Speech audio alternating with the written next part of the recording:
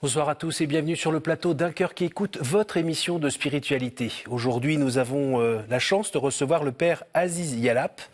Vous avez publié « Il était une fois un village, un curé », mémoire d'un prêtre assyro-chaldéen de Turquie de 1975 à 1985. Oui. Et ça a été édité par les éditions Ninoué. Oui. Voilà. Merci d'être présent. Cette émission, nous la diffusons alors que nous allons commémorer le génocide des chrétiens en Asie mineure. Oui, en Asie mineure. Oui. Voilà. On va parler de tout cela dans un instant. Juste avant, je vous invite à nous lire un extrait de texte de votre choix. Les 2 pages qui sont de bonnes nouvelles pour les chrétiens de l'Asie mineure qui ont été épargnés par les massacres. Voilà, ces 2 pages. Cette attitude des Arabes kurdes de Zaho et de l'imam Ahmed ont permis non seulement d'empêcher les tribus de Sharnak de massacrer les chrétiennes assyro-chaldéennes de la plaine de Zaho, mais aussi d'empêcher des initiatives locales dans ce sens. J'ai vécu avec ces gens, avec ces Kurdes, avec ces tribus, et jusqu'à aujourd'hui, on a des relations entre nous. On en parle au téléphone, et puis de temps en temps, il y a des jeunes comme ça qui vont là-bas pour les voir, là où il n'y a pas eu de massacre. Qui a écrit ce livre? Ce livre, c'est Joseph Ali Shoran. C'est un Chaldéen, irakien. Il habite ici depuis 40-50 ans. Mais le livre, c'est le livre de ce prêtre dominicain. Vous l'avez pas lu? Non. Je ne l'ai pas lu, non. Ah oui. Oui, ça nous concerne surtout. Alors c'est les chrétiens aux bêtes, parce qu'il était le témoin. Rappelez-moi son nom, le nom du prêtre dominicain. C'est Jacques Rétoré, les chrétiens aux bêtes. Oui. Quand aidez-nous un petit peu à resituer un peu le contexte. Vous êtes né là-bas, en Turquie. Oui, je suis né dans le village de Işi en 1947. D'accord. Vous avez été curé là-bas pendant combien de temps? J'étais curé là-bas dans mon village et l'autre qui était à côté pendant 8 ans. Jusqu'en 1884. 1984. Et 1984, c'était le début de l'insurrection kurde PKK contre le gouvernement turc. Alors nous étions entre les deux. C'est pour ça qu'on n'a pas pu vivre là-bas, parce que chaque jour, il y avait des gendarmes, il y avait des militaires, des miliciennes qui venaient au village chercher des guerrieros. Et même s'ils ne trouvaient pas, même s'ils ne massacraient pas, ils agressaient. Ils agressaient les villageois, ils agressaient les gens, ils leur rendaient la vie impossible. Et moi, surtout, j'ai eu peur d'être, parce que j'étais le curé et j'étais le dirigeant, le responsable de ces 2 villages. Il y avait un danger de m'attraper et de m'envoyer à la prison de Diyarbakır. Et si on entrait dans cette prison célèbre, on ne pouvait pas sortir vivant ou handicapé. C'était pour ça. Est-ce que ces années de combat, ces années de tension ont parfois secoué un peu votre foi? Est-ce que vous ne vous êtes pas dit de temps en temps, mais mon Dieu, qu'est-ce que tu fais? Pourquoi tu ne viens pas sauver ton peuple? Non, j'étais toujours fier de mon foi. J'avais toujours le courage, même au service militaire, de clamer tout haut, moi je suis chrétienne. Et il y avait des musulmans de rite alévite qui n'osaient pas dire que nous sommes de notre rite, que le sunnisme, et nous sommes alévites. Moi, le premier, je me disais que je suis un chrétien. Même devant les commandants, devant les généraux, devant tout le monde, on leur disait que je suis chrétien et nous serons toujours chrétiens. On a cette foi, on ne la renierons jamais. Non, jamais. J'étais toujours fier d'être chrétien. Comment vous avez rencontré le Christ? C'était de l'enfance. Quand j'ai eu 10 ans, il y avait un curé vieux qui était prêtre dans le village. Alors, je suis allé chez lui pour apprendre l'araméenne. Et après être acolyte, sous-diacre, et pendant 3 ans, j'ai parcouru les villages avec lui comme sous-diacre, c'est-à-dire servant de la messe, et des vêpres, et le chapelet. Et après 3 ans, je suis allé à Istanbul, au séminaire Saint-Louis des frères Capucins, à Istanbul, et j'ai resté 14 ans dans ce séminaire. Après 14 ans, je suis allé au service militaire, et après le service militaire, je suis rentré, et au bout de 2 ans, j'ai été ordonné prêtre. Et j'ai resté encore 1 an à Istanbul, puis je suis allé avec une grande joie à l'est de Turquie, là où je suis né, là où il y avait mes parents, mes voisins, là où il y avait la communauté, il y avait le village, il y avait la nature, il y avait de l'air pur, il y avait de l'eau propre, comme ça. Il y avait de la santé complète. Et j'étais très heureux. Même, on a commencé à bâtir, à rénover le village, d'abord l'église, puis les routes, puis on s'occupait non seulement du sacerdoce, c'est-à-dire on s'occupait avec le maire de tout le bien pour que les villageois vivent mieux, parce qu'il n'y avait ni électricité, ni l'eau du robinet. On allait chercher l'eau de la rivière. On vivait comme au Moyen-Âge. C'était juste. Ce sont des bons souvenirs quand même? Ah oui, oui, bien sûr, même je me rêve toujours la nuit, je me rêve que je suis là-bas. Et ça fait pourtant 30 ans que vous êtes ici? Oui, oui, même je ne l'oublie pas, jamais. Je ne peux pas l'oublier. C'est mon enfance, c'est ma jeunesse aussi. C'était mon pays, le pays de nos ancêtres, de nos grands-parents, de nos parents. Et on avait des terres, on avait des maisons, on avait des biens, des bois, on avait tout pour vivre.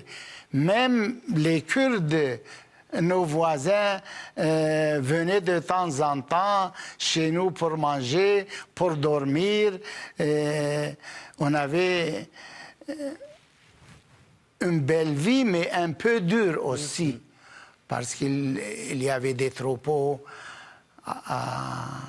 à faire vivre. Oui, il y avait, avec des heures, des horaires pour s'en occuper. Puis il y avait les champs à labourer avec des bœufs. Oui, pas avec des tracteurs. Non.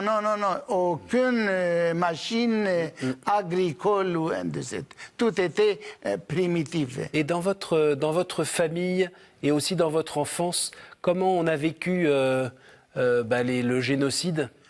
Il n'y avait pas de gens dans le village qui savaient lire et écrire. Oui.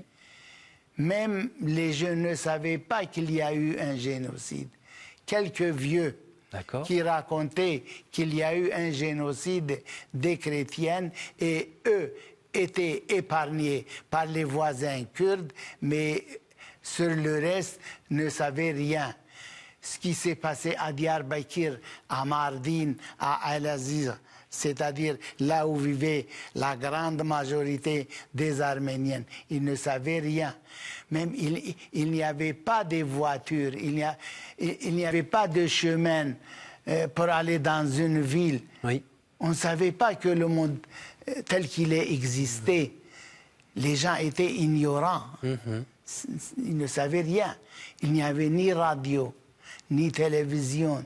C'est ce que vous racontez dans ce livre? Oui, ça c'est les témoignages, ça c'est un peu la vie, c'est la mémoire, oui, quotidienne des gens, qu'est-ce qu'on mangeait, comment on travaillait, quelles étaient les relations avec les militaires, avec les Kurdes.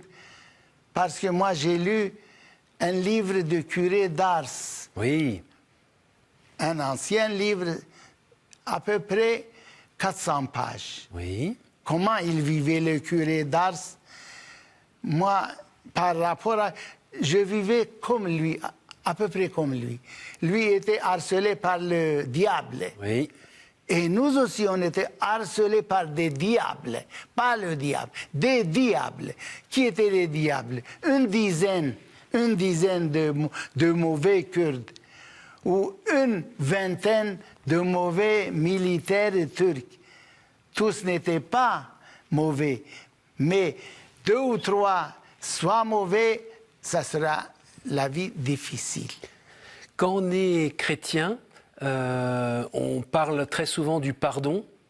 Oui. Et comment on arrive à pardonner contre ceux que vous appelez les diables, oui. Qui ont fait tellement de bêtises, voire commis de crimes? Oui. On a pardonné à tous, sauf une personne. Quand j'étais en France, il m'a envoyé une lettre, ce personnage. Il avait kidnappé une fille de 12 ans. Oh. De 12 ans. À minuit. C'était juste au mois de novembre. C'est l'anniversaire cette année. Il est venu avec une dizaine de personnes. Une fille était dans le lit avec sa mère. Ils l'ont kidnappée par force. Ils l'ont amenée dans un autre village. Ils l'ont fait marier à un Kurde. Ce personnage m'a envoyé une lettre, soi-disant que votre Christ a pardonné à ses ennemis. Oui. Je vous demande d'abord, monsieur le curé, et puis aux villageois de me pardonner pour cet acte que j'ai commis il y a 40 ans. Oh là là! Oui, seulement à ce personnage, j'ai pas pardonné. Mais le reste, on a pardonné à tous. Il vous a quand même demandé pardon? Il m'a demandé pardon par écrit, oui. Par lettre. Mais je lui ai demandé une condition. Venez en France, on va vous appeler en France, on va vous baptiser officiellement et on va vous pardonner complètement. Mais il a refusé. Il a refusé cette demande. Parce que c'était la première cause de notre émigration, de notre fuite vers les grandes villes de Turquie et après à émigrer en France. C'était la cause principale, ça. Le reste, on pouvait supporter. L'harcèlement des Kurdes, des militaires, mais ça, on n'a pas pu supporter. Aujourd'hui, cette fille, demain, cette fille, demain, une autre fille, des femmes. C'est pour ça qu'on a abandonné le village. Parce que depuis 40 ans, il y avait un tabou chez les Kurdes. Il ne faut pas toucher aux gens. Vous pouvez prendre leurs biens, leurs moutons, leurs chèvres, leurs mulets, voler leur bétail, demander de l'argent, demander à manger, à dormir. mais ne touchaient pas à la personne. Oui. Dès qu'ils ont touché à la personne, c'était impossible de vivre là-bas. Et nos chefs ecclésiastiques ne comprenaient pas ça parce que je suis allé à Ankara, chez le nonce apostolique, parce que j'ai raconté dans le livre de nous aider, de faire, de dire au moins au gouvernement turc qu'il fasse quelque chose, que les Kurdes ne touchent pas aux personnes, aux femmes, aux filles.